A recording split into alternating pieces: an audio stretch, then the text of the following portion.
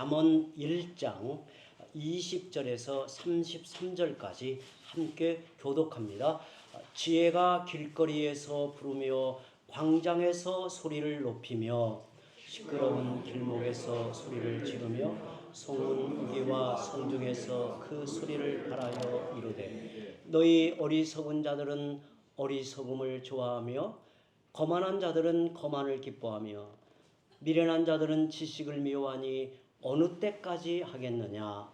나의 책망을 듣고 돌이키라. 보라, 내가 나의 영을 너희에게 부어주며 내 말을 너희에게 보이리라. 내가 불렀으나 너희가 듣기 싫어하였고 내가 손을 폈으나 돌아보는 자가 없었고 도리어 나의 모든 교훈을 멸시하며 나의 책망을 받지 아니하였으며 너희가 재앙을 만날 때에 내가 비웃을 것이며 너희에게 두려움이 임할 때에 내가 비웃으리라.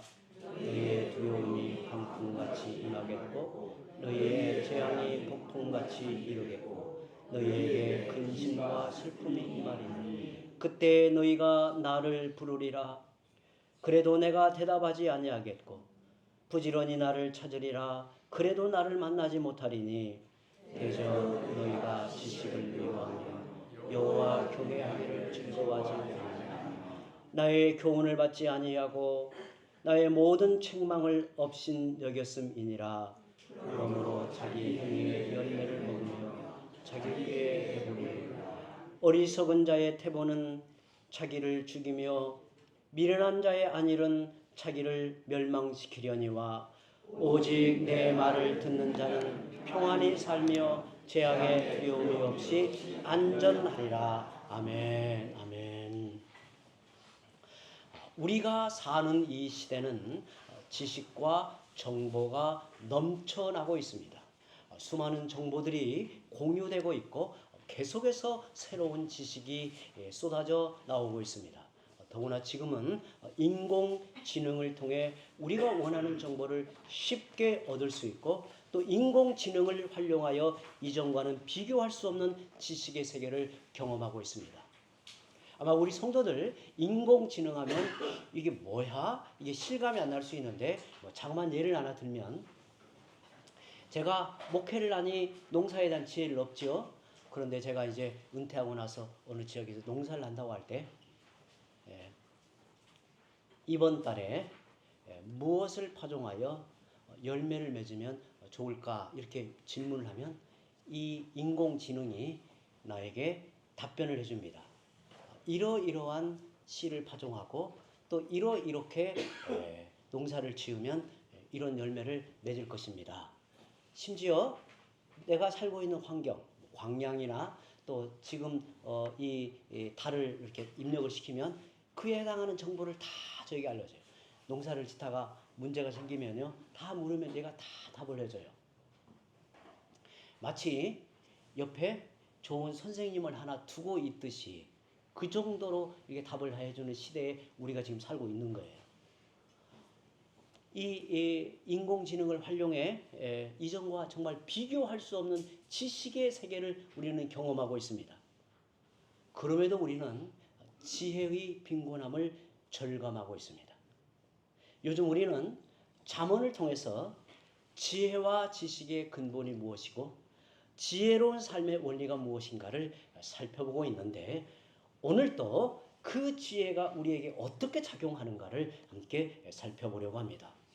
오늘 본문은 지혜를 의인화하여, 그러니까 지혜를 사람에 빗대어 지혜가 우리를 부른다고 말합니다. 그 지혜는 비밀한 곳에 숨어 있지 않습니다. 누구에게나 그 지혜가 열려 있다는 거예요. 지혜의 속성이 개방적입니다. 우리가 지혜를 얻고자 할 때 그 지혜는 자신을 꽁꽁 숨겨 놓는 것이 아니고 그 반대라는 거예요. 지혜는 제발 내 말을 들어보라고 소리를 쳐요. 지혜는 특별한 게 아니라 보편적이라고 말하고 있습니다. 오늘 본문 20절, 21절을 한번 읽어보죠. 지혜가 길거리에서 부르며 광장에서 소리를 높이며 시끄러운 길목에서 소리를 지르며 성문 어귀와 성중에서 그 소리를 발하여 이르되.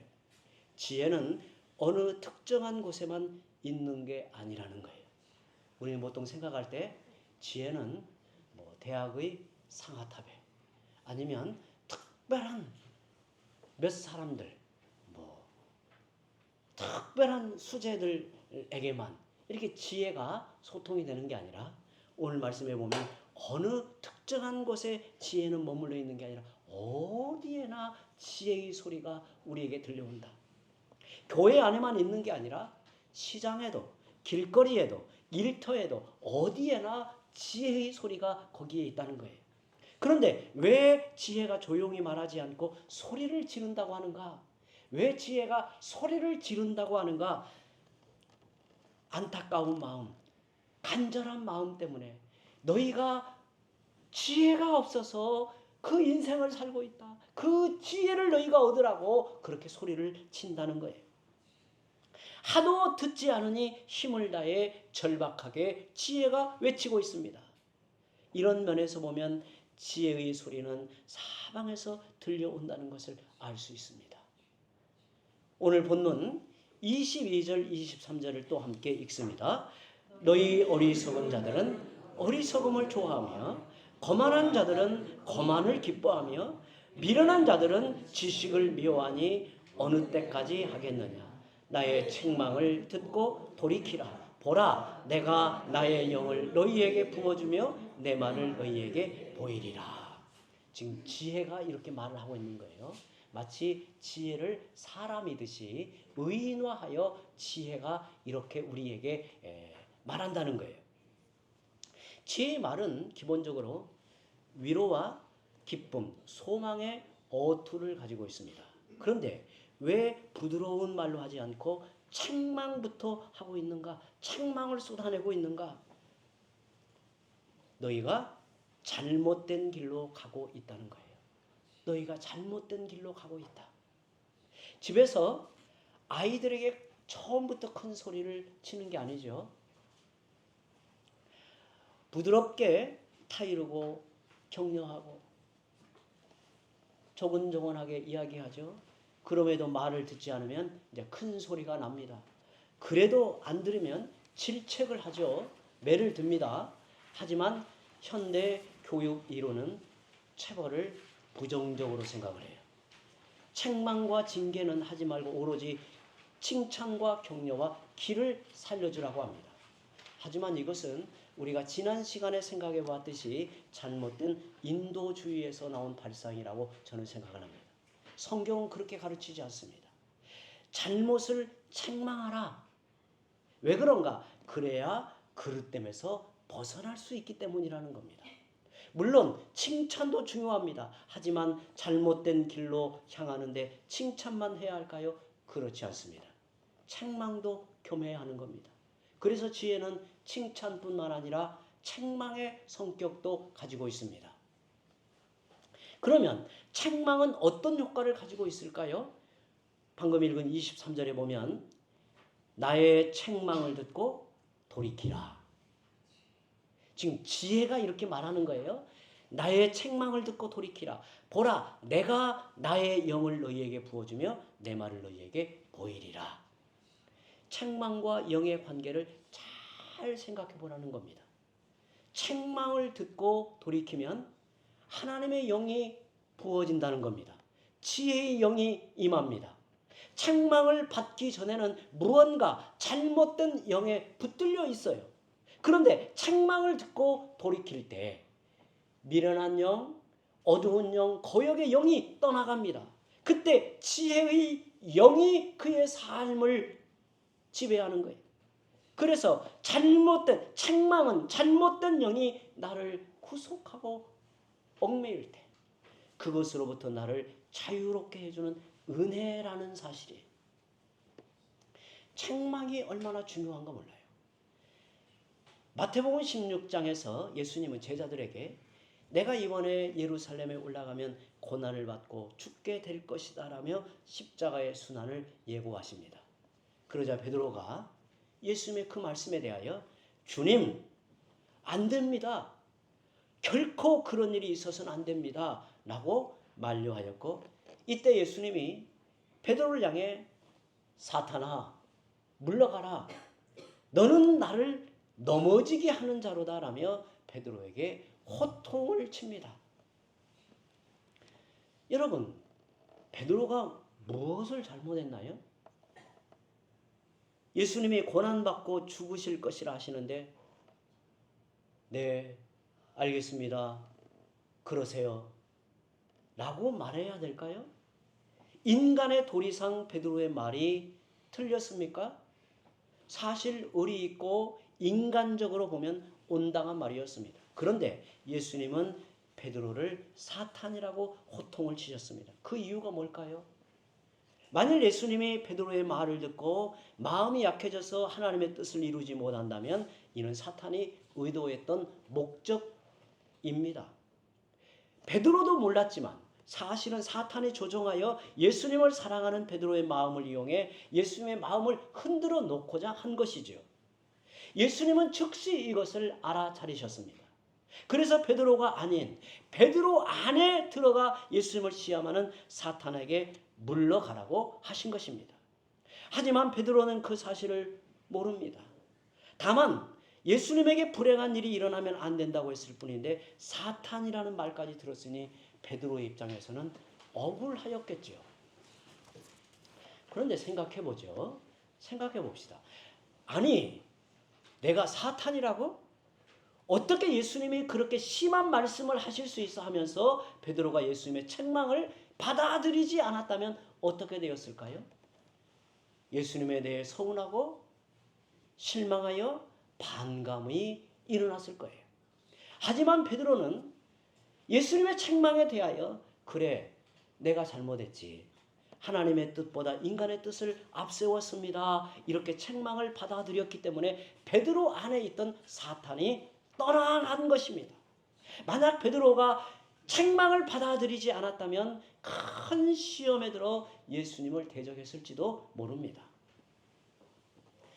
우리가 책망을 들었을 때 우리가 살아가면서 하나님의 말씀이 내게 임하여 책망의 음성으로 들릴 때, 그리고 지체가 또한 교회의 영적 지도자들이 책망하였을 때 네, 알겠습니다 하고 그 책망을 듣고 돌이키면 우리 속에 있는 어두운 영, 거역과 불순종의 영이 떠나갑니다.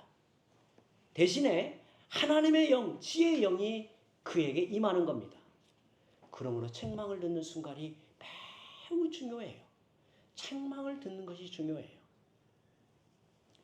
책망을 듣고 돌이켜 하나님의 영이 부어질 수 있고, 아니면 붙들려 있던 어두운 영에 더욱 강하게 사로잡힐 수도 있습니다. 이 시대의 가정 안에, 직장 안에, 교회 안에 왜 이렇게 많은 다툼과 분쟁이 일어날까요? 책망을 받는 마음이 없기 때문입니다. 누가 듣기 싫은 소리를 하거나 충고나 책망을 하면 자기를 공격하는 말로 생각을 합니다. 기분 나빠해요. 그래서 자기 속에 있는 불순종의 영이 기승을 부리게 합니다.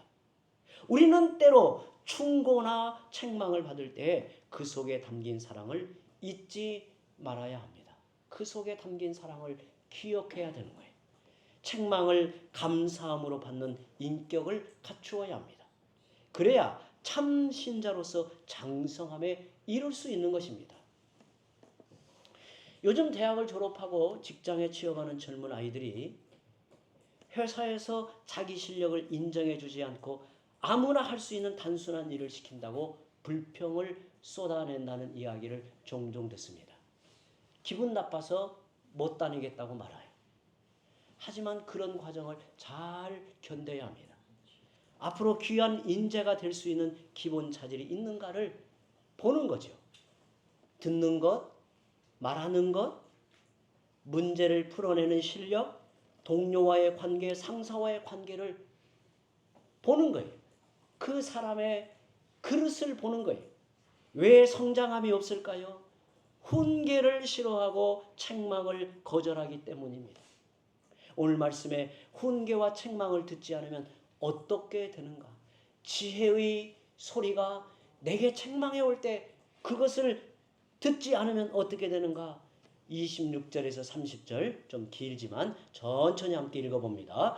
너희가 재앙을 만날 때에 내가 웃을 것이며 너희에게 두려움이 임할 때에 내가 비웃으리라.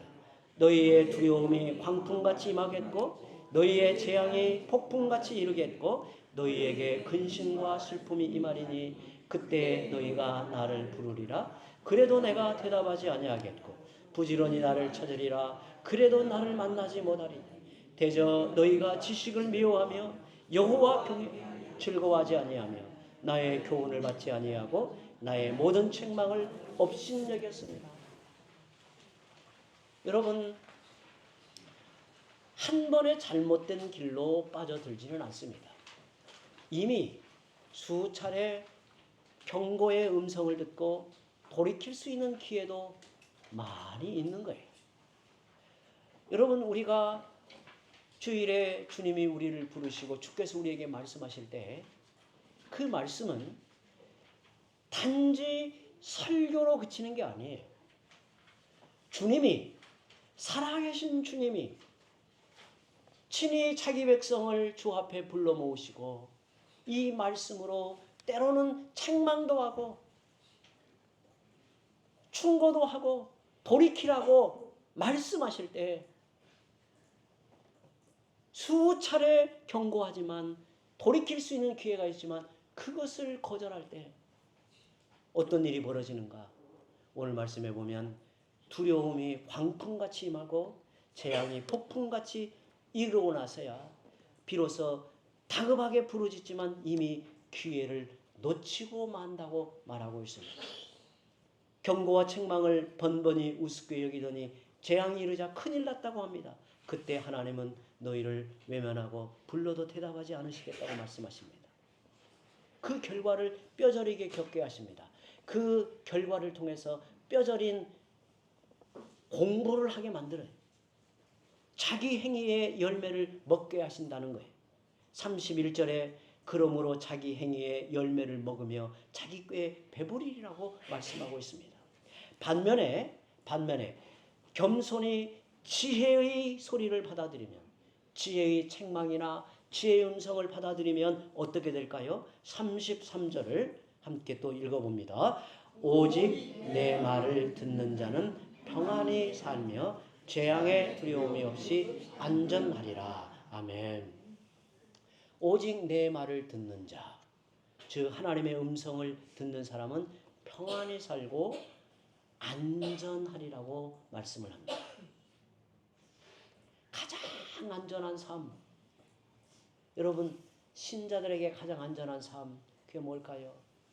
저도 목사로서 목사의 어떤 처신 또 목사로서의 안전한 삶, 평안한 삶이 무엇일까? 오늘 말씀에 분명히 말씀해요. 하나님의 음성을 듣고 그 말씀을 따라가는 삶, 그게 흔들림이 없고 실패하지 않는 안전한 삶이라는 말이죠. 모든 성도에게 그래요. 듣는다는 게 그래서 중요한 거예요. 경영학에서 최근 주목받는 리더십이 귀의 리더십이라고 합니다. 지금까지는 눈의 리더십이 강조되었습니다. 앞을 내다보고 미래를 전망하는 것은 보는 이 눈이 중요하다는 거예요. 하지만 앞으로는 귀의 리더십이 필요합니다. 듣는 것이 더욱 중요해요. 어떻게 리더가 모든 것을 다 알겠어요? 그러므로 귀를 기울이는 게 중요합니다. 소비자의 의견도 듣고 동료들의 의견도 듣고 전문가의 의견도 듣는 것입니다. 귀의 리더십은 부드럽고 포용적이며 효과적입니다. 이런 자세는 신자의 삶에도 매우 중요하게 적용이 됩니다. 누가 나에게 충고하거나 책망을 하면 이런 말씀을 해주셔서 감사합니다. 그런 다음에 잘 판단하여 취할 부분을 받아들이면 됩니다. 일단 감사함으로 받고 불쾌한 마음을 드러내지 말아야 합니다. 무엇보다 지혜의 부르심에 하나님의 말씀에 귀를 기울여야 합니다. 오늘 우리에게 가장 중요한 순간은 언제일까요? 말씀을 듣는 시간입니다.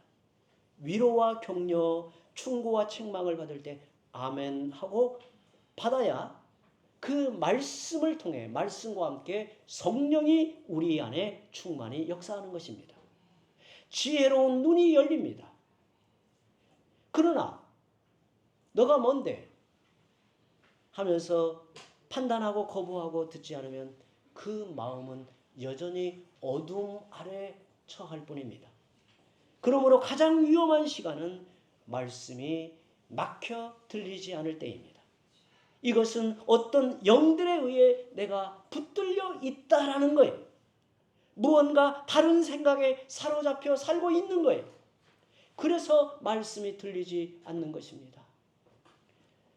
그대로 살아가면 큰 문제를 일으켜요. 더 어두워지고 더 완악해지기 때문입니다. 세상은 복잡하게 보여도 사실은 복잡한 게 아닙니다. 자기 마음이 복잡한 것입니다. 말씀에 대한 갈망과 사모함이 있고 감동으로 들은 그 말씀에서 힘을 얻고 있다면 지금 여러분은 잘 살고 계시는 겁니다.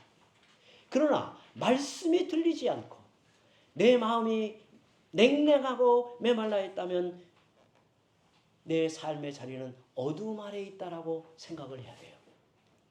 여러분, 말씀에 대한 네 영혼의 감각이 있습니까? 이 말씀에 영혼의 끌림이 있습니까? 아니면 들리지도 않고 들려도 따를 마음이 없습니까? 만일 그렇다면 훈계와 책망을 거부하고 있는 것입니다. 그러면 자기 인생은 점점 더 어리석고 무지함에 처할 뿐입니다. 오늘 주님이 이 말씀을 통해서 들려주시는 지혜의 소리가 있다는 거예요. 성도 여러분, 지혜는 이 예배당 안에만 있는 게 아니에요. 여러분이 일하고 있는 일터에서도, 동료를 통해서도, 관계를 통해서도, 그리고 여러분이 살아가는 치열한 삶의 현장에서도 지혜의 소리는 여전히 우리에게 외쳐지고 있다는 것을 기억해야 돼요. 그 지혜의 소리를 듣고